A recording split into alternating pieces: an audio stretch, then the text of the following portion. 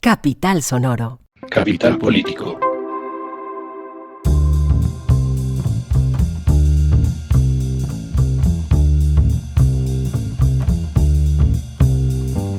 Capital Político es un podcast que semana tras semana, 2 veces a la semana, se ocupa de las noticias más importantes de Colombia, Bogotá y el mundo. Yo soy Santiago Rivas y tenemos un temario que va a estar cifrado en 2 grandes temas. Esta vez no tenemos sección de repaso, lo que vamos a hacer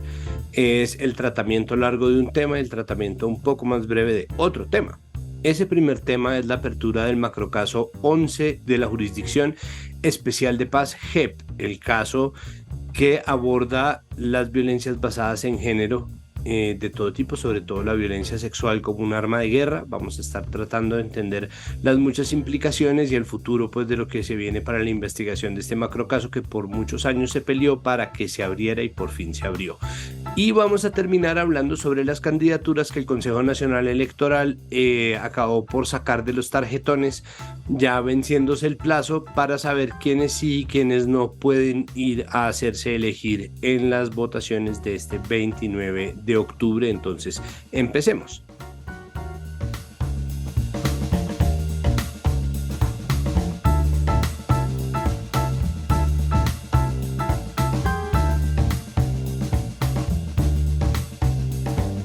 Empezamos, como les digo, hablando sobre la apertura finalmente del macrocaso 11 de la Jurisdicción Especial de Paz.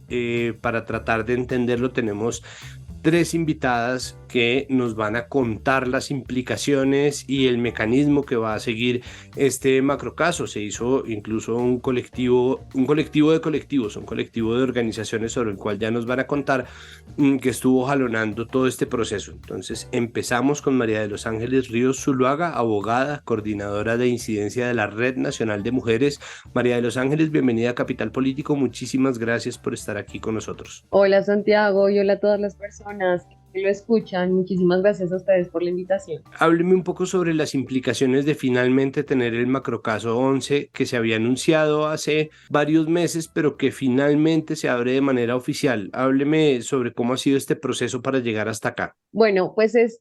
la apertura del macrocaso para nosotras, y cuando hablo de nosotras me refiero a la Alianza Cinco Claves, que es una alianza conformada por la Red Nacional de Mujeres, la Corporación Humana, Cisma Mujer, Colombia Diversa y Women's Link. Es sin lugar a duda una victoria para nosotras y para las víctimas que a lo largo del tiempo han sido, pues, las personas con las que tenemos nuestro compromiso. Y es así porque desde el proceso de negociación con las FARC y el gobierno nacional planteamos la necesidad, y fue una medida que tuvimos que luchar para que se convirtiera en norma constitucional y colombiana, y es que la violencia sexual, la violencia reproductiva y otras violencias motivadas en la sexualidad de las víctimas no fueran objeto de amnistía ni indulto. A partir de un proceso de insistencia durante todo el proceso de negociación, logramos que esto fuese así. Pero una vez lo logramos, pues venía entonces el otro reto, y es cómo garantizar que se dé una adecuada investigación, sanción y reparación de estos hechos de violencia.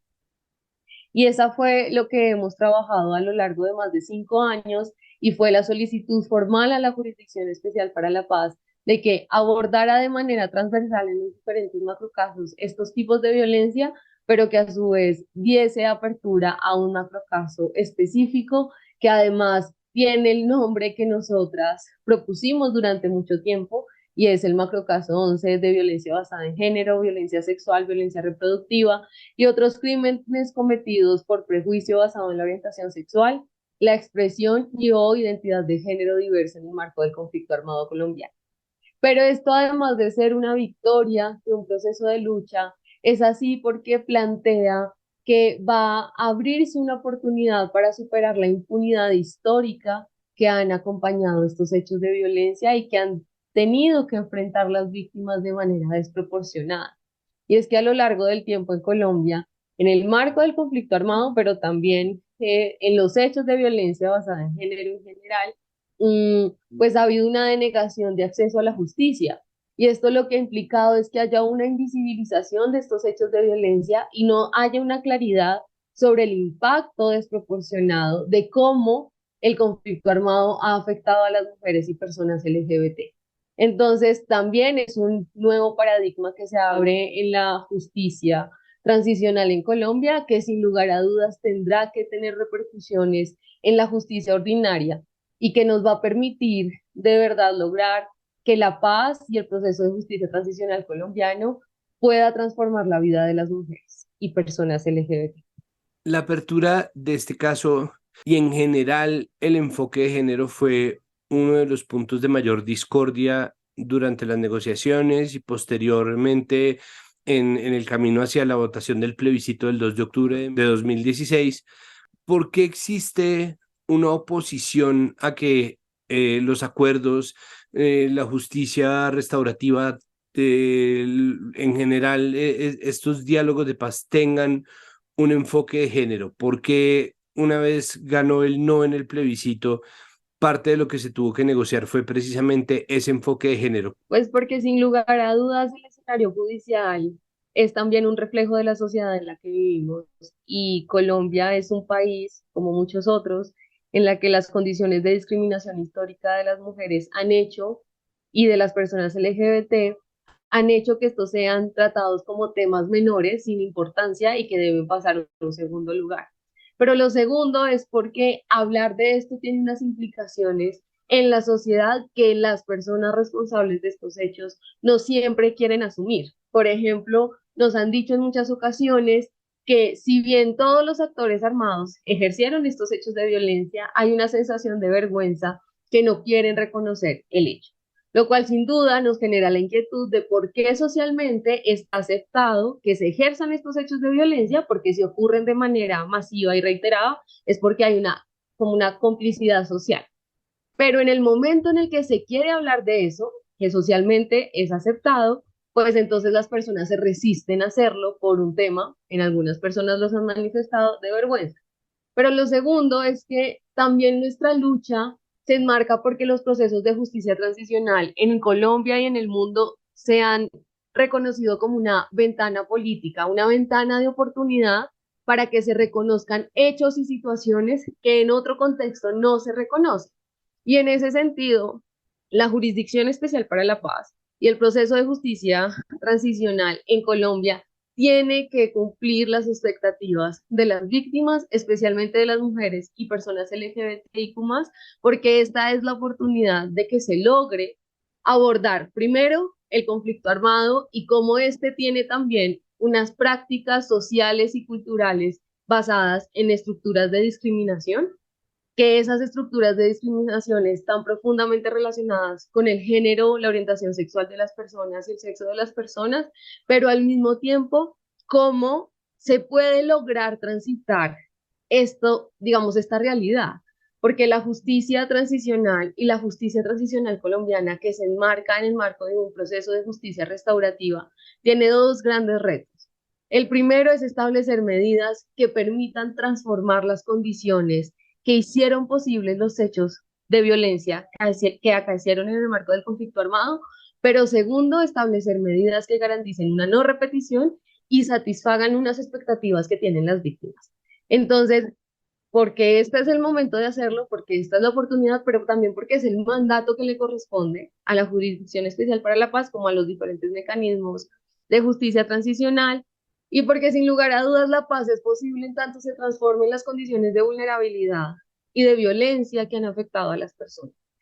Y en ese sentido, pues mecanismos como la Jurisdicción Especial para la Paz deben asumir la responsabilidad de aportar a transformar esas situaciones.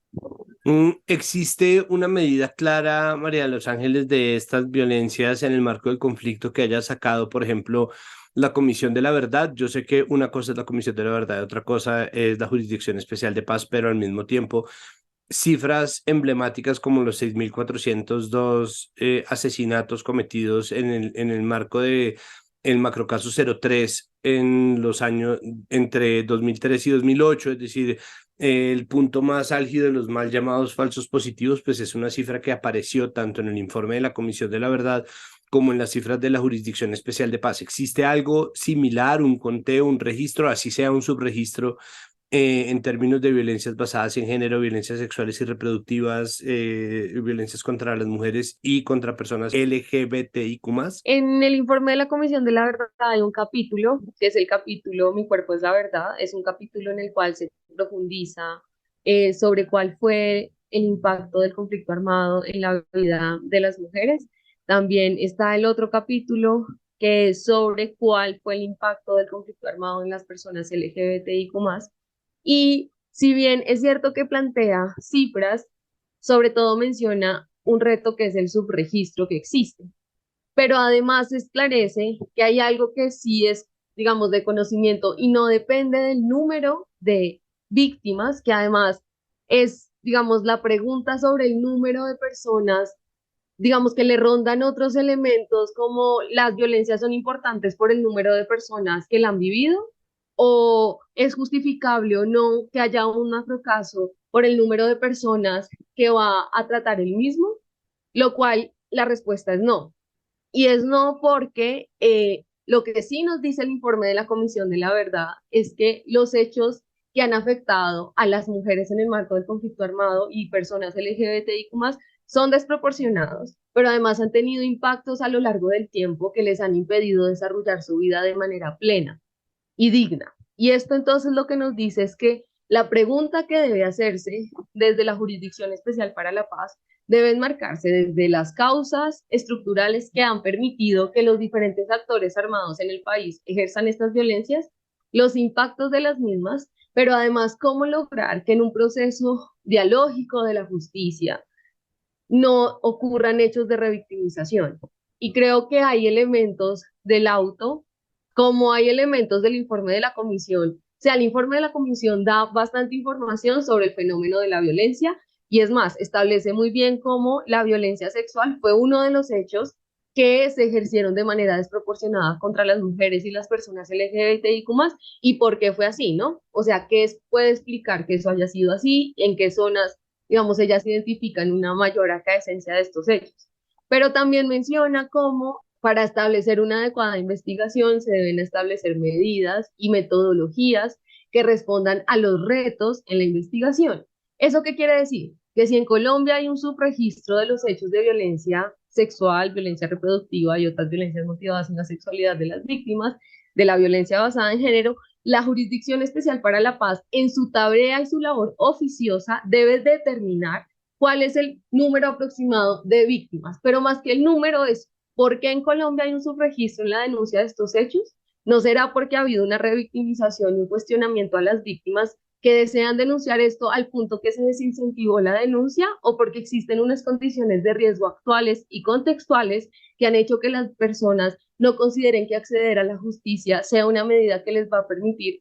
acceder en efecto a la justicia? Son preguntas que lo que nos plantean es un reto que tiene la jurisdicción, pero que son retos que por su mandato deben asumir y poder responder de la manera adecuada. O sea, lo que usted menciona, la confianza en el sistema y la confianza en la justicia,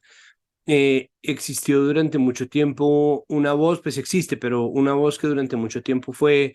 una de las principales banderas de la oposición a los acuerdos y la oposición a la existencia de la JEP fue precisamente la Corporación Rosa Blanca, que es una asociación de víctimas de violencia sexual por parte de las FARC, que durante mucho tiempo, con base en su posición de víctimas, se opusieron a muchas cosas relacionadas con pues, a los acuerdos mismos, pero también a muchos deberes, asignaciones y funciones de la JEP. ¿Qué se espera de Rosa Blanca, por ejemplo, de otras asociaciones de víctimas ahora que existe este caso? Bueno, pues por mencionar cinco claves desde las diferentes organizaciones que acompañamos y representamos víctimas, por ejemplo, tenemos un gran número de víctimas que están a la espera de la apertura del macrocaso. Es decir, en Colombia, las mujeres también y las organizaciones tenemos una expectativa en este caso porque tenemos y hemos esperado más de la mitad del mandato de la JEP, porque en este momento se encuentran más de la mitad del tiempo que tiene para cumplir su mandato en la apertura del macrocaso para poder acceder a él. No podría responder con claridad la posición específica de otras organizaciones, pero en los diferentes espacios en los que hemos estado, y es algo que también se ha visto en la opinión pública, es que muchas de las personas estábamos a la espera del macrocaso porque lo considerábamos como la oportunidad real y material para lograr acceder a la justicia. Ahora, eso no significa que sea una expectativa que no tiene unas inquietudes relacionadas a cómo lograr que en efecto esto materialice en la transformación de la vida de las mujeres y que además se garantice el acceso a la justicia. Y por esto, desde Cinco Claves hemos entregado diferentes documentos con recomendaciones a la Jurisdicción Especial para la Paz para que logre, en efecto, tener metodologías que permitan aportar un proceso de justicia restaurativa en el que se impida la revictimización de las víctimas, pero que a su vez garantice su acceso a la justicia. Y por el tiempo me voy a mencionar solo algunas y voy a empezar con una que ya se identifica en el auto, que fue tomada en cuenta por las y los magistrados, y es relacionada con la adopción de un enfoque de género y un enfoque interseccional que se pregunte por las diferentes, digamos, condiciones de discriminación estructurales y la forma en que éstas afectan a las personas de manera diferencial y particular. Esto es muy importante que se adopten las metodologías de investigación de la JEP. Ya en el mismo auto reconoce que lo han hecho en otros macrocasos. Es importante que den continuidad a esta puesta en el macrocaso 11, pero que además los equipos responsables de la investigación de estos hechos tengan esta perspectiva en el desarrollo de sus tareas. Pero hay otras que también hemos entregado a la jurisdicción desde hace mucho tiempo. Mire, desde la Alianza Cinco Claves hemos entregado más de 30 documentos con recomendaciones a la Jurisdicción Especial para la Paz a lo largo del tiempo. Y estos más de 30 documentos han sido desde las organizaciones por medio de sus informes, pero también de documentos técnicos que hemos construido. Y entre esas recomendaciones está, por ejemplo, que es necesario que se utilicen fuentes documentales amplias e indirectas, dada la magnitud del subregistro, pero que además en el proceso dialógico se cree un ambiente de confianza y se puede identificar una comunicación no verbal durante las entrevistas y testimonios, precisamente por las implicaciones y la magnitud y las características de esos hechos de violencia. Y consideramos que otra que es fundamental, que corresponde además a las características de una justicia restaurativa, pero también al mandato de reparación que tiene la Jurisdicción Especial para la Paz, y es que haya una pregunta constante por los impactos, el daño y las consecuencias de los hechos de violencia sexual, violencia reproductiva y otras violencias motivadas en la sexualidad de las víctimas. Y esto porque solo si se reconoce, digamos, estas características del daño, las consecuencias en el tiempo, pues se va a poder establecer medidas que transformen la vida de las víctimas. Y en esto entonces aparece algo que también menciona el auto, no lo de daños de manera más profunda que acabo de decir, sino lo que voy a decir a continuación, y es relacionado con el principio de participación de las víctimas. Y es que el proceso de negociación, el acuerdo de paz y la Jurisdicción Especial para la Paz tiene como centralidad a las víctimas, y esto implica que se debe garantizar su principio de participación tanto en la formulación de medidas de reparación, pero también en todo el proceso, y es que su testimonio tiene que partir de la buena fe y de la veracidad, y en caso de que haya información con información faltante, es necesario que la JEP active su función oficiosa para garantizar una reconstrucción de los hechos adecuados y garantizar el acceso a la justicia de las víctimas. ¿Cuál es el calendario de aquí en adelante? ¿Qué sigue en el calendario del macrocaso 11? Nosotras tenemos información a partir de la rueda de prensa, que empieza el proceso de recepción de más informes y documentos, pero no tengo claridad exactamente de hasta qué fecha va y en qué momento empieza la acreditación de las víctimas y el proceso de investigación. Lo que sí es cierto es que como la JEP lleva un mandato de, digamos, más por la mitad del mandato suyo, porque ya lleva más de 5 años, lo que sí es necesario es que actúe de manera acelera para que logre en el tiempo que le queda garantizar los derechos de las víctimas. Perfecto, María de los Ángeles, muchísimas gracias por aceptar nuestra invitación. Y bueno, queda dicho de una vez y para que la audiencia de Capital Político lo sepa, este tema lo vamos a seguir tratando ya en otro formato en el programa el lunes de Mesa Capital, entonces allá nos vemos. No, gracias Santiago, a usted, a Capital Político, y para nosotros siempre es un gusto estar en esta conversación y poder transmitir lo que hemos analizado a todas las personas.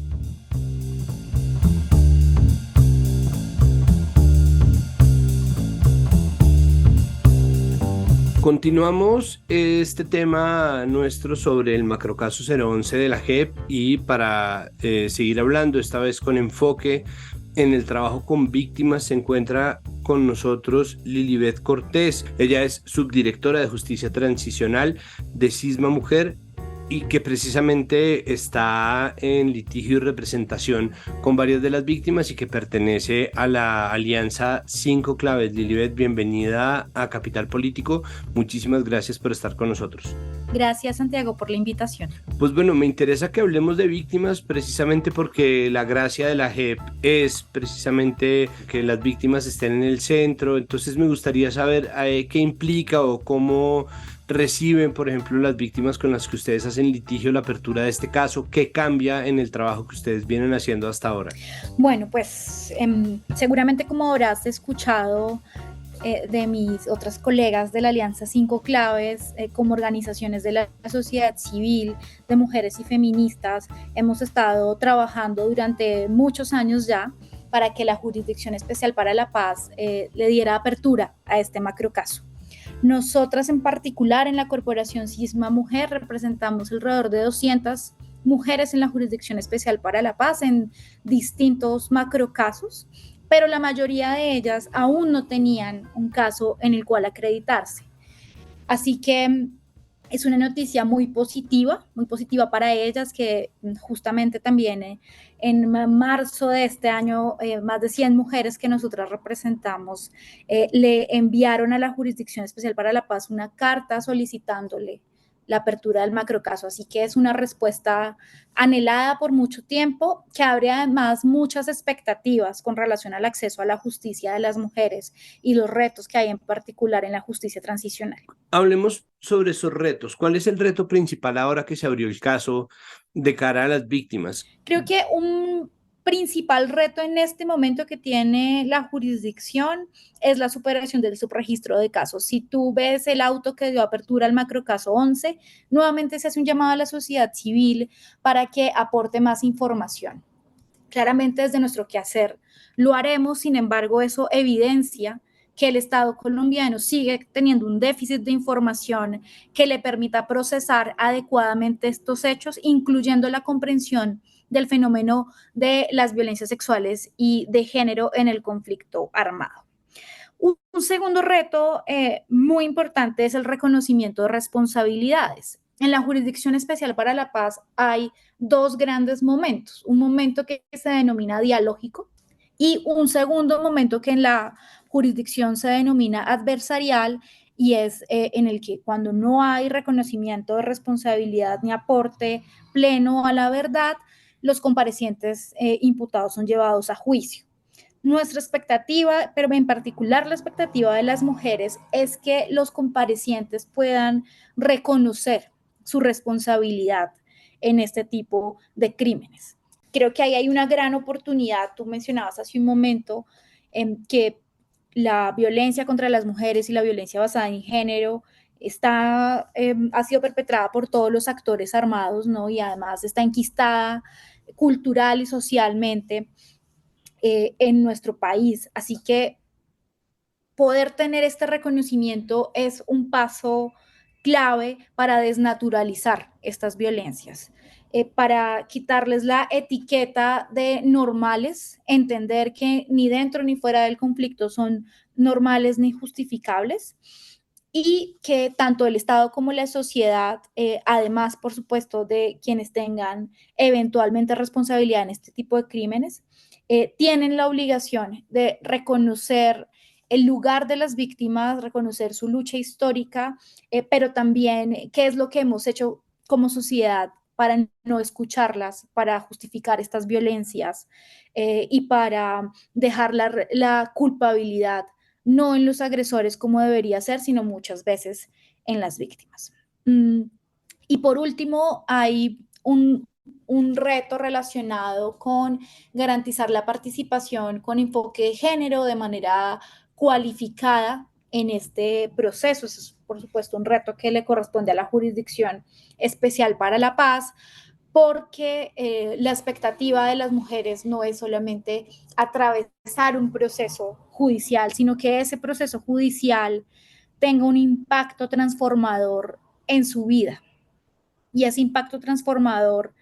pues tiene que ver con el reconocimiento pleno de su ciudadanía y de su actoría social y política en el proceso. Ahí, dentro de estos procesos de reparación, algo que me llama la atención y es,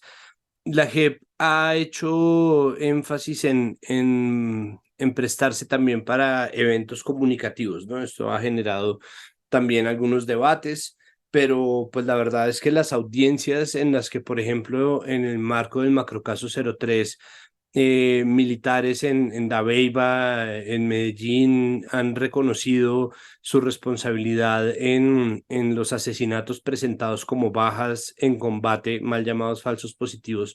pues han hecho mella un poco en la sensibilidad y en la conversación pública a partir de un trabajo emocional. Pero cuando se trata de víctimas de violencia sexual, de violencia basada en género, la cosa cambia un poco porque existe un estigma que, como usted bien lo dice, pesa sobre las víctimas. ¿Usted cree que el mecanismo en este caso tendría que cambiar? ¿Qué supone en ese sentido reparación plena para las víctimas en términos de aportar a la conversación, de seguir exponiendo que estas cosas pasan, de quitar la normalización, pero no imponer una carga a quienes no quisieran, por ejemplo, mostrar la cara? Pues hemos visto que incluso en denuncias de acoso sexual,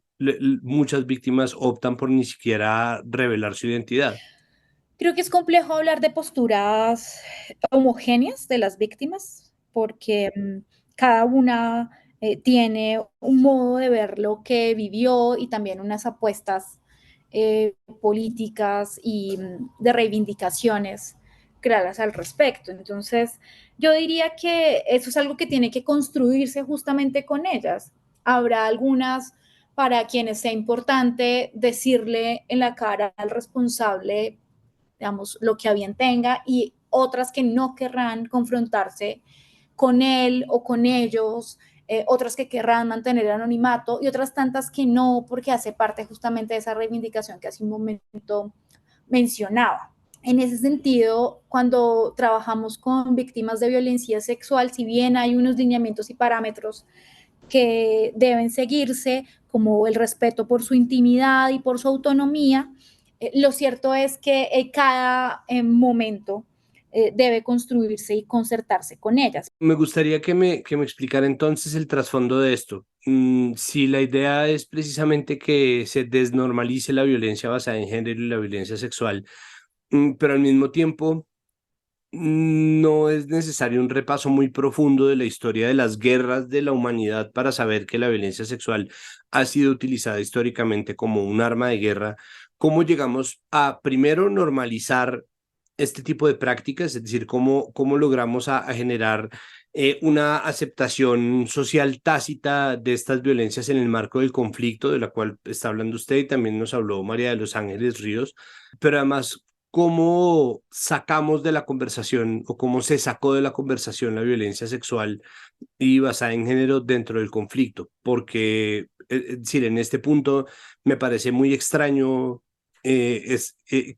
exista quien se atreva a sostener en este punto, ¿no? A estas horas del partido que hay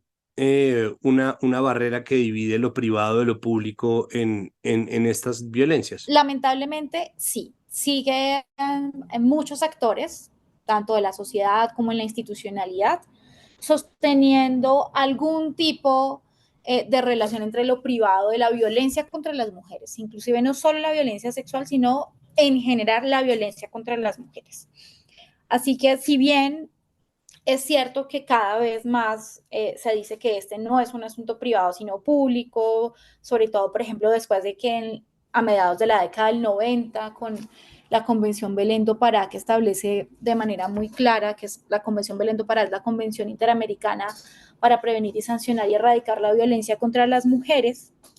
firmada y ratificada por el Estado colombiano. Ahí digamos, se pone en el marco jurídico que esa distinción es inaceptable, sigue pasando, ¿no? Y la razón es que se estima que la violencia contra las mujeres, pero ahora sí, en particular la violencia sexual, hace parte de un lugar de lo íntimo, ¿no? Y en ese sentido debería permanecer en lo privado. Tú mencionas que la violencia sexual es algo que ha ocurrido en todos los conflictos armados, pero si piensas en el imaginario social que hay, por ejemplo, sobre la Segunda Guerra Mundial, ¿no? Ahí es muy difícil encontrar que en ese imaginario se hable sobre la violencia sexual. No sé, por ejemplo, pensemos en las distintas películas que hay sobre la Segunda Guerra Mundial. Ese nunca es un tema central, nunca se habla sobre qué ocurrió, pero sabemos, por ejemplo, que el ejército de Rusia, a medida que iba llegando a distintos lugares, pues agredía sexualmente a las mujeres, así como otros de los aliados. En ese sentido, pues ocurre que como en la sociedad en general, la violencia contra las mujeres se acepta, ¿no? Como algo que ocurre contra las mujeres, pues en escenarios de mayor barbarie como la guerra se estima que es algo que por supuesto también va a pasar. Y ahí quiero abrir un paréntesis porque en nuestra experiencia, a pesar de que para cierto grupo de personas sea obvio que en la guerra se puede agredir sexualmente a las mujeres, cuando se les pregunta a los comparecientes si tienen información sobre agresiones sexuales, casi todos dicen que nunca vieron nada y nunca escucharon nada. En ese sentido, pues creo que es un poco la ruta que se sigue de esa normalización de la violencia contra las mujeres que termina invisibilizándola, pero de hecho que el macrocaso 11 de la JEP sea el último en abrirse es la evidencia más clara de cómo la violencia contra las mujeres y en particular la violencia sexual pues no se aborda y no se le da la prioridad que debería. En este caso la JEP va a responder que la estaba procesando en otros macrocasos, pero nosotras que representamos mujeres en casi todos los macrocasos de la jurisdicción, sabemos que en ninguno se han adoptado decisiones de fondo sobre violencia sexual y violencias basadas en género. Esperamos que ahora en este macrocaso, pues, dado que se asocian distintos hechos, eso facilite procesarlos, pero lo cierto es que es el último macrocaso que se abrió y eso es diciente. Perfecto, Lilibet, muchísimas gracias por aceptar nuestra invitación y bueno, seguimos pendientes del trabajo que hagan desde Cinco Claves, desde Sigma Mujer y en general lo que ocurra con este macrocaso 11. Muchísimas gracias. Gracias a ti, Santiago, gracias por ponerle el lente a este tema y conversarlo con nosotras.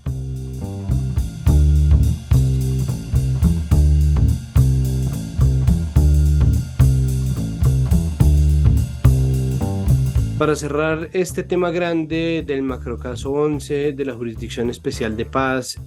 queremos tratar el tema específico de la violencia reproductiva, sobre la cual hemos tenido la oportunidad de hablar en Capital Político varias veces con el Centro de Derechos Reproductivos, en unos contextos a veces cercanos a este tema de la Jurisdicción Especial de Paz y la justicia restaurativa, a veces en condiciones distintas o en contextos distintos. Esta vez para hablar sobre la apertura o el anuncio de la apertura de este caso se encuentra con nosotros María Cecilia Ibáñez, abogada de la ONG Women's Link. María Cecilia, bienvenida a Capital Político. Muchísimas gracias por estar aquí con nosotros. Muchas gracias, Santiago. Gracias a ti por la invitación. Bueno, pues lo primero es, hábleme por favor sobre las muchas violencias reproductivas que tuvieron lugar en el marco del conflicto armado colombiano, porque creo que lo principal y la razón por la cual nos parece muy importante hablar de este tema es porque es muy fácil perder o desviar la atención de las muchas formas de violencia que tienen lugar sobre los cuerpos de las mujeres. Sí, de acuerdo. Lo que suele ocurrir con la violencia reproductiva, de hecho, es que se confunde como una forma más de violencia sexual o se entiende como una consecuencia inevitable de la violencia sexual. De hecho, lo que ha ocurrido en otros procesos de justicia transicional en el mundo es que la violencia reproductiva no se investiga en absoluto o simplemente se entiende como una prueba de que también hubo violencia sexual. Entonces, por eso, digamos, es tan importante que la Jurisdicción Especial para la Paz en este nuevo macrocaso haya incluido la violencia reproductiva como una forma de violencia autónoma y separada de la violencia sexual.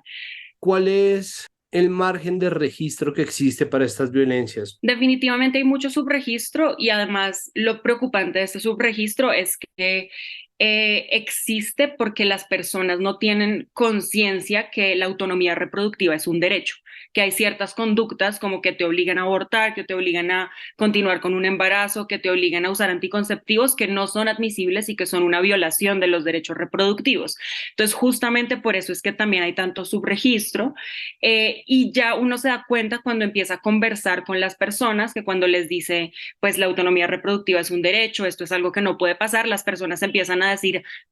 entonces esto que me pasó no ha debido haber ocurrido o, yo también fui víctima de esto. Entonces, de hecho, una de las maneras de superarlo es que las organizaciones que representan víctimas e incluso la misma Jurisdicción Especial para la Paz, cuando esté acreditando víctimas para el caso 11, a través de la implementación de un enfoque de género real, tenga en consideración que hay ciertas cosas conectadas con la autonomía reproductiva que debe verificar en los testimonios de las víctimas, en los recuentos que hacen las organizaciones en sus informes, y así verificar que si digamos también hay elementos que podrían configurar formas de violencia reproductiva, como ha sido históricamente invisibilizada y se entiende simplemente como conectada con la violencia sexual. Se pasa por alto que es una forma de violencia específica, pero yo creo que con las preguntas adecuadas, con un proceso de acreditación de víctimas adecuado, con una revisión de testimonios adecuada, es posible que más empiecen a salir a la luz. De hecho, esto lo podemos ver muy claramente con todo lo que es la violencia reproductiva intrafilas. Lo que ocurre o lo que ha ocurrido es que algunas personas, algunos comparecientes, suelen reconocer que la violencia reproductiva intrafilas, como abortos forzados o anticoncepción forzada, sí ocurrió porque no saben que esto era algo que no se podía hacer. Entonces simplemente lo van contando así como muy casualmente, como sí, claro, es que la maternidad es incompatible con la guerra y por eso las mujeres no podían tener hijos. Y entonces así es como va surgiendo. Entonces todo esto para decir que realmente parte del subregistro de las formas de violencia reproductiva es el desconocimiento respecto de la autonomía reproductiva, pero hay maneras de superar el subregistro y yo creo que pues la Jurisdicción Especial para la Paz tiene la voluntad de hacerlo y pues a partir de lo que ofrezca la sociedad civil también es posible que este subregistro disminuya. ¿Qué aprendizaje les queda, por ejemplo, a ustedes? Es decir, ¿qué quisieran ustedes que estuviera dentro de el acervo o dentro del marco de acción de la Jurisdicción Especial de Paz en términos de aprendizajes que ustedes han tenido la oportunidad de recabar, de estar trabajando con víctimas de violencia reproductiva? ¿Cuáles son las señales a las cuales hay que prestar atención? ¿Qué tratamiento especial o qué desafío supone estar extrayendo, ¿no? Como filamentos específicos que aluden a estas violencias cuando uno está tratando de hacer memoria de un conflicto que trajo tantas violencias simultáneas y sobre todo tantas además sobre el cuerpo de las mujeres, muchas veces de la misma mujer o de la misma comunidad de mujeres? Sí, yo creo que recordar que la autonomía reproductiva es un derecho y que nadie puede decidir por alguien más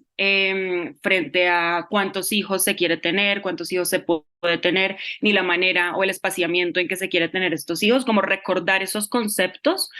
y tenerlos muy presentes en el diálogo, en todas las interacciones procesales que surjan y cuando las víctimas estén dispuestas, cuando ellas vuelvan a contar sus testimonios, si es que esto ocurre, simplemente eso, tener muy presente el concepto de lo que es la autonomía reproductiva, recordarlo y yo creo que eso facilita tanto que surjan cuestiones sobre este tema o a la persona que está haciendo la investigación a identificar si ha habido alguna vulneración en este sentido. Lo importante es tener el concepto de la autonomía reproductiva presente y que hay unas acciones concretas que vulneran este derecho en específico. ¿Cómo va a funcionar la articulación de ustedes con la JEP? ¿Va a existir alguna? ¿Cómo va a funcionar el trabajo conjunto con ONGs y organizaciones que se dedican desde hace muchos años a monitorear y tratar de proteger a las mujeres de estas violencias? Pues hasta el momento creo, o sea, en este punto creo que todavía es muy difícil saber exactamente qué va a pasar. Lo que sí está establecido en el auto, que creo que es muy valioso de parte de la JEP, es que en uno de los puntos resolutivos le piden a la Secretaría Ejecutiva que se acerque a las organizaciones representantes de víctimas para recabar más información que pueda nutrir este caso. Entonces ahí en principio ya vemos un poco una colaboración JEP-organizaciones que representan víctimas, lo cual creo que es muy positivo. Y a partir de ahí, pues un poco yo creo que se va a ir definiendo sobre la marcha y pues ahí lo importante es que la JEP sepa que desde la Alianza 5 Claves, desde Women's Link, estamos siempre muy dispuestas a colaborar en lo que sea necesario. Por último, María Cecilia, ¿cómo se entendería la reparación a víctimas de violencia reproductiva? Yo sé que no existe una sola instancia, yo entiendo porque además se ha sido muy claro, es decir, han sido muy claras ustedes y las organizaciones en general en decir que obviamente para cada víctima existe un caso, pero existen algunos lineamientos que desde el derecho permitan establecer parámetros de reparación suficiente a víctimas de violencia reproductiva. Pues mira, lo que dices es muy importante. Yo creo que lo fundamental es tener en cuenta que son las víctimas las que sabrán bien cómo se repara adecuadamente esta forma de violencia. Y por eso es que en todo el proceso de justicia restaurativa que está implementando la JEP, es fundamental que las víctimas tengan una participación activa. Desde Women's Link hemos diseñado unos principios mínimos que se deben cumplir en el proceso de reparación de violencias basadas en género en la Jurisdicción Especial para la Paz.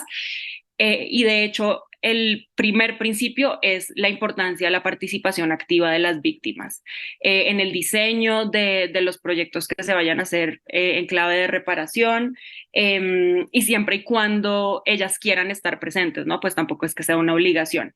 Y además de este principio de participación activa, hemos incluido otros relacionados con que pues, se evite la revictimización, se garantice la seguridad para las víctimas en el proceso de reparación, también que se tengan en cuenta perspectivas interdisciplinarias, algo que he dicho en otros espacios mucho es que pues las abogadas, los abogados no podemos diseñar todas las herramientas de reparación porque también tenemos conocimientos limitados para ello. Entonces, que más bien es importante que en estos procesos participen también psicólogos, antropólogos, sociólogos, personas de otras disciplinas que ayuden además a que la reparación también sea transformadora y busque cambiar el tejido social y cambiar como las nociones preconcebidas que existen en la sociedad que generan discriminación y que resultaron en que estas formas de violencia pudieran ocurrir. Perfecto, pues María Cecilia, muchísimas gracias por estar con nosotros, por aceptar nuestra invitación y pues aquí obviamente en Capital Político tienen micrófonos abiertos para estos temas que pues sabemos que son difíciles de tratar y que toman tiempo, pues bueno, ese tiempo aquí está disponible. Muchísimas gracias. Muchas gracias a ti.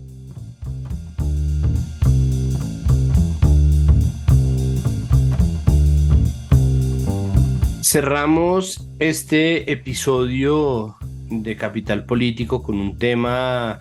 pues que es además el tema de la fecha, no tanto el tema del día, sino el tema de la fecha, porque hoy 29 de septiembre se cierra el espacio para que el Consejo Nacional Electoral tumbe las candidaturas que haya de tumbar y conserve las candidaturas que ha de conservar de cara a las elecciones, es decir, queda un mes exacto para las elecciones del 29 de octubre, hay una serie de candidaturas que han ido tumbando, hay unas que han sido más notorias, hay otras que finalmente permitieron, por ejemplo la de Juan Daniel Oviedo,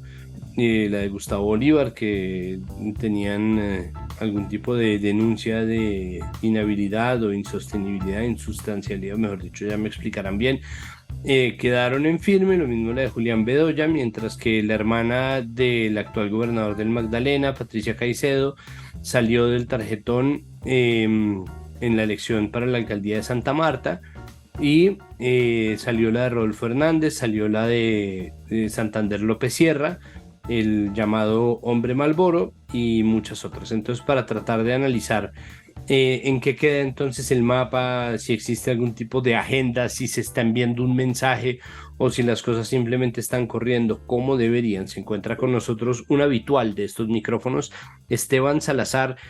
analista y coordinador del área de Gobierno y Democracia de la Fundación Paz y Reconciliación Pares Colombia. Esteban, bienvenido una vez más a Capital Político. Muchas gracias por estar acá. Hola Santiago, muchísimas gracias por esta invitación nuevamente a este espacio y un cordial saludo a todas las personas que nos escuchan. ¿Qué parámetros tiene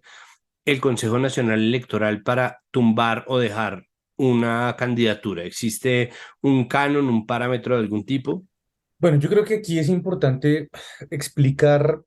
el tema del funcionamiento orgánico del Consejo Nacional Electoral, porque a partir de ahí uno puede entender el sentido de las decisiones que se han tomado. El Consejo Nacional Electoral no se caracteriza por ser tal vez un bastión del el cumplimiento del ejercicio de la justicia misma, porque su elección de la legitimidad ni absolutamente nada, porque tiene un error de diseño institucional grave, y es que lo escoge el Congreso de la República, y de hecho muchos de sus magistrados, que son 9,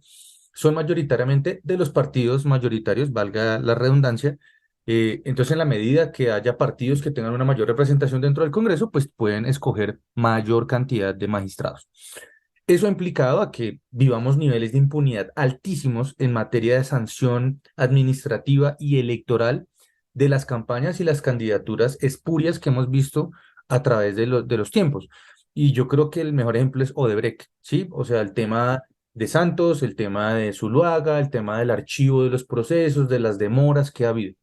Entonces, comprendiendo la naturaleza de esta entidad respecto de la elección de sus magistrados, ahora hay que ir hacia la estructura normativa. Para el caso de las elecciones, el Consejo Nacional Electoral, dentro de lo que estamos en este momento del proceso, tiene la facultad de revocar los avales por medio de decisiones que se sustenten respecto de lo que establece la Constitución y respecto de lo que establece el régimen de inhabilidades e incompatibilidades para alcaldes, gobernadores, concejales, diputados y ediles que aspiren a cargos de elección popular. Nuestra democracia particularmente es supremamente leguleya, si se quiere, es decir, aquí tenemos el código, el artículo, el sustantivo, la letra, y todo está especificado en unos puntos dentro de los cuales cuando uno revisa esas inhabilidades o incompatibilidades, pues prácticamente digamos que en la ley, en la Constitución, se enumeran, como por ejemplo haber sido condenado a pena privativa de la libertad, haber perdido la investidura por medio de una decisión del Consejo de Estado, haber sido condenado a pena de interdicción para el ejercicio de funciones públicas, haber ocupado cargos públicos como empleado durante los 2 meses anteriores dentro de la misma circunscripción en la que se está lanzando. Mejor dicho, eso tiene una fórmula ahí que prácticamente es, si usted, por ejemplo, tenía que haberse retirado de un cargo público dentro de las elecciones a las que se quiere lanzar y usted no cumplió el tiempo, pues usted está incurriendo en una inhabilidad y eso prácticamente está por ley. ¿Cuál es el problema, Santiago? Que es algo de lo que ha venido sucediendo dentro de estas decisiones. Muchas veces el fundamento que tiene una connotación jurídica y constitucional se suele confundir con la decisión que se toma dentro del Consejo Nacional Electoral. Y yo quiero poner, digamos, 2 ejemplos bastante importantes. De los 9 magistrados, cuando se revisa, por ejemplo, el caso del señor Jorge Rey, el señor Jorge Rey está incurriendo dentro de una presunta inhabilidad porque este señor, probado por parte de la militancia que había tenido, ocupó la militancia dentro de un partido que hoy no es el partido o el conjunto de partidos que lo están avalando. Eso es una inhabilidad, eso es legal, o sea, digamos, es una condición que ya usted lo pone en una situación en la que usted puede estar inhabilitado. Pero el Consejo Nacional Electoral, que son los 9 magistrados, lo que hacen es que toman una ponencia y en esa ponencia proyectan si es a favor de revocar el aval o en contra de revocar el aval. Entonces, esas decisiones que se toman por parte de esos 9 magistrados respecto de la argumentación Y respecto de la forma en la que se proyecta la ponencia, puede suceder incluso que en este caso, en donde había elementos probatorios suficientes para determinar que este señor podría estar inhabilitado, se decidió en la ponencia que no se le iba a revocar el aval. ¿Hasta qué punto entonces ese tipo de decisiones se toman en derecho y en justicia? ¿O se empiezan a tomar sobre lo que sea la intención del voto de los magistrados que están ahí? Y asimismo, pues pasa entonces exactamente con otros casos, dentro de los cuales quedan bastantes dudas, porque, por ejemplo, lo que establece la Constitución es que usted, por ejemplo, 12 meses antes, no puede haber intervenido en negocios con entidades públicas o celebrar contratos con entidades en cualquier nivel dentro de la circunscripción en la que usted se está lanzando. Y veamos el caso de Tulio Gómez. Tulio Gómez se iba a lanzar a la alcaldía de Cali, pero por ser parte de los directivos del América, no pudo hacerlo porque se había suscrito un contrato con la alcaldía de Cali. Él decidió hacer un enroque para competir entonces a la gobernación, bajo la hipótesis de que Cali actúa en una circunscripción propia y la gobernación es otra entidad que actúa en otra circunscripción. La decisión del Consejo Nacional Electoral en la votación, a pesar de que pareciera en la interpretación que el señor estaba inhabilitado efectivamente para el caso de Cali, pero no para el caso de la gobernación, votó que sencillamente el señor sí estaba inhabilitado. Entonces,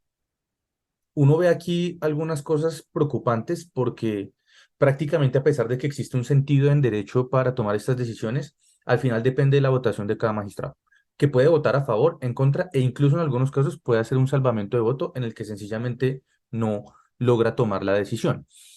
Em, y así pasó entonces con casos como el de Patricia Caicedo, que dentro de las presuntas inhabilidades y los casos pues que estaban ahí, ahora ella alega que posiblemente puede ser víctima de algún tipo de persecución política, porque además es notorio que al ser la hermana de Carlos Caicedo, el gobernador del Magdalena, pues pone prácticamente en riesgo la continuidad de esta casa política dentro del departamento. Y al final, bueno, tenemos ya casos todavía más aberrantes en los que constitucionalmente está establecido que, por ejemplo, ninguna persona en Colombia, ni en cualquier temporalidad, ni en el exterior, que haya sido condenado por temas de narcotráfico, delitos de lesa humanidad o incluso temas contra el patrimonio público, podrá siquiera candidatizarse. Y ese fue el caso ejemplarizante porque yo lo denuncié desde hace 2 meses, antes de que incluso el señor se quisiera lanzar, que es el del hombre Malboro en Maicao. Y que efectivamente, pues la justicia y en este caso el Consejo Nacional Electoral me dio la razón, pero es porque ya era un caso extremo y aberrante donde le hubieran dado la posibilidad a un ex narcotraficante de lanzarse a una alcaldía, habiendo ya una connotación constitucional. Entonces yo creo que ese es el panorama.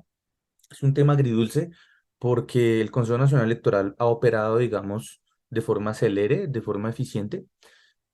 pero aún permanece tal vez alguna suerte de talante político en el sentido o el direccionamiento de las decisiones de las votaciones dentro del Consejo Nacional Electoral para determinar o no, así haya un marco jurídico, la revocatoria de un aval. ¿Esto tiene algún tipo de apelación posible? ¿Existe alguna de las candidaturas que pueda, por ejemplo, revirar o esto ya se queda de esta manera? ¿Cómo es el mecanismo ahí? No, aquí digamos que prácticamente lo que hace el Consejo Nacional Electoral es que falla, digamos, mediante una resolución, no es una sentencia, es una resolución, que prácticamente tiene un tema de carácter administrativo, dentro del cual la persona, candidato o candidata a la cual se le revoque el aval, efectivamente pues no podrá aparecer dentro del tarjetón. Y lo que puede hacer, digamos, el candidato durante los 2 días después es establecer un recurso de reposición para determinar si efectivamente puede terminar de candidatizarse o no, pero si ya no se encuentra dentro del tarjetón o la posibilidad de participar en el tarjetón, pues su candidatura no es viable. ¿Qué ha sucedido? Ese recurso de reposición, pues prácticamente es muy complejo que se pueda, digamos, eliminar o retrotraer la revocatoria del aval,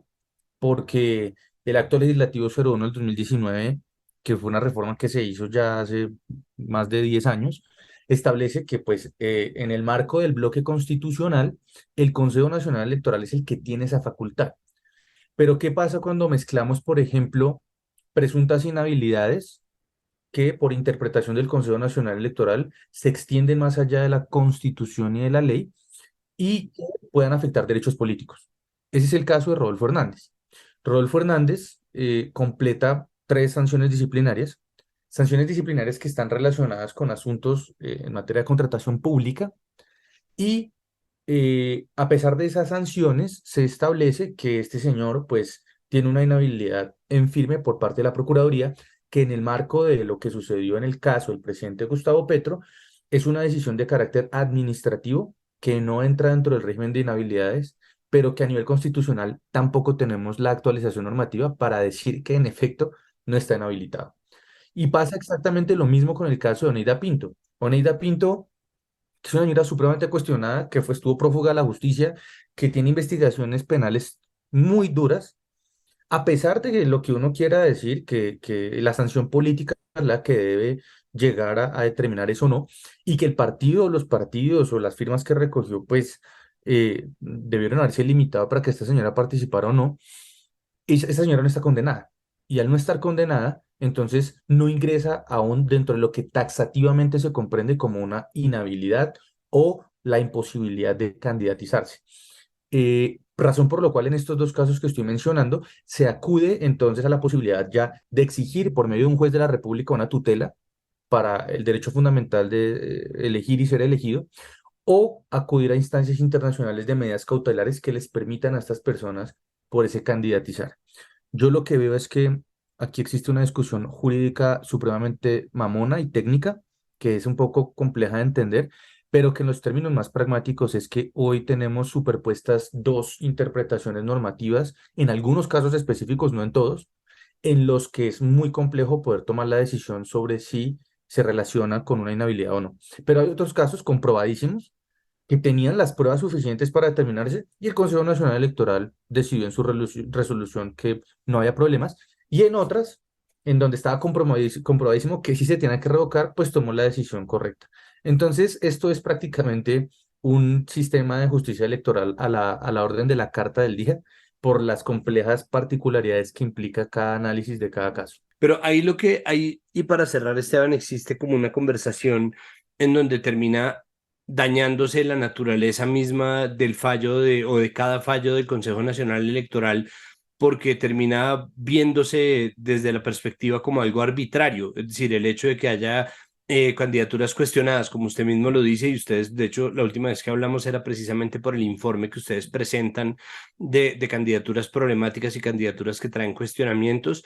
Eso no necesariamente implica que el Consejo Nacional Electoral deba tomar algún tipo de partido, entonces empieza a hacerse, claro, es una diferenciación por caso individual, pero termina volviéndose también parte de un relato en el cual se le está poniendo mucha atención a la conversación pública, se le está poniendo mucha atención a la conversación mediática, se le está poniendo mucha atención a lo que podrían ser sanciones políticas ejemplarizantes y no simplemente a lo que es el conducto regular o una reglamentación, en parte también por ese vacío legal, ¿verdad? Sí, claro, aquí el pecado original, como iniciamos esta conversación, es la conformación misma del Consejo Nacional Electoral. Eso ya de entrada genera muchas suspicacias sobre la naturaleza, digamos, en términos de derecho y justicia, y más en términos de carácter electoral, en las que se ejerce la labor de estos magistrados. Y segundo, que estamos en una coyuntura en donde hay una convulsión muy grande sobre los temas que se están manejando dentro de la agenda nacional, y esto también lleva a que la ciudadanía pues prácticamente confunda todo con todo, y cualquier tipo de decisión, incluso las que sí son en derecho y las que están comprobadas o las que no, se conviertan prácticamente en una discusión mediática en la que los candidatos y candidatas sacan provecho de eso. Y ahí señalamos nosotros con todas las responsabilidades de pares que los informes de candidatos y candidatas cuestionadas, siempre en la calidad de nuestra democracia, está el hecho de establecer responsabilidades sobre cada nivel del que le corresponda. Es decir, acá si el partido avaló a una persona cuestionada, tiene que el partido tener una sanción en dado caso esa persona tenga algún tipo de condena ante la justicia. Pero no nos anticipamos a que nosotros reclamemos entonces que la persona debe ser condenada, debe también surtir un debido proceso, pero en la responsabilidad de la Contraloría, la Procuraduría la Fiscalía y la Corte Suprema de Justicia, hacemos es un llamado a que haya celeridad para evitar esos riesgos democráticos de estas personas que en dado caso de recibir un aval y en dado caso de participar electoralmente y de resultar elegidos y de resultar condenados, afecten la calidad de la democracia, porque cada vez que un personaje de esto resulta capturado, pues entorpece la función pública porque se atrasa todo el proceso de la implementación de un plan de desarrollo, se tiene que hacer una nueva elección y finalmente en el caso del Consejo Nacional Electoral siempre ha habido es una lógica de decir actúe en los términos de la imparcialidad y de la aplicación de la normatividad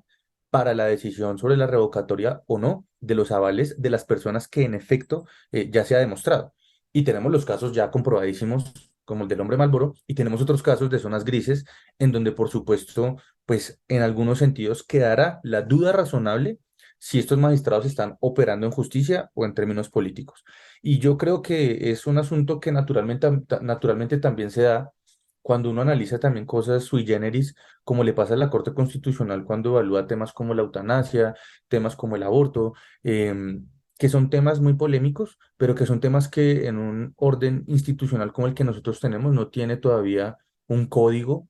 a lo que estamos acostumbrados o una fórmula mágica para determinar si eso es así o no es así, y que muchas veces depende de la interpretación de quienes imparten justicia. Y en este caso, más allá de la interpretación de quienes imparten la justicia en los términos electorales y administrativos, es la naturaleza misma de la entidad que en algún momento esto nos demuestra que tiene que cambiar. Pues Esteban, ahí termina un poco en el mismo matiz en el que nosotros empezamos, ¿no? Por cuenta de estos vacíos normativos, por cuenta de estos vacíos en la conversación, termina uno en unos puestos rarísimos y en unas zonas grises defendiendo lo indefendible, pero pues los derechos de los indefendibles son exactamente los mismos derechos que puede tener cualquiera de las personas. Muchísimas gracias por acompañarnos, muchas gracias por ayudarme a hacer claridad sobre estos temas y pues esperemos a ver si existe algún tipo de recurso aplicado que cambie este panorama, pero por lo pronto vamos a seguir hablando desde cara ya a esta recta final de un mes que le queda a las elecciones locales y regionales 2023. Muchas gracias. Muchas gracias, Santiago, por esta invitación y celebramos, por supuesto, que al menos en algunos escenarios hay algunos resquicios de justicia para lo que se ven en estas elecciones locales. Y hasta aquí este episodio de Capital Político. Recuerden que todo lo que hacemos en Capital Sonoro, que tiene no solamente este podcast, sino muchos otros, pueden ustedes encontrar el resto de contenidos si buscan Capital Sonoro en todas las plataformas en las cuales ustedes escuchen podcast. Recuerden que todo lo que se hace aquí en Capital Sonoro se hace gracias al trabajo arduo de nuestra productora María Alejandra Cuestas, de nuestro periodista, investigador Juan Pablo Conto y de nuestro editor Cian León Bernardo González. Recuerden también que tenemos un podcast noticioso que sale todos los días en la tarde. Ahora un podcast es uno de los muchos formatos en los cuales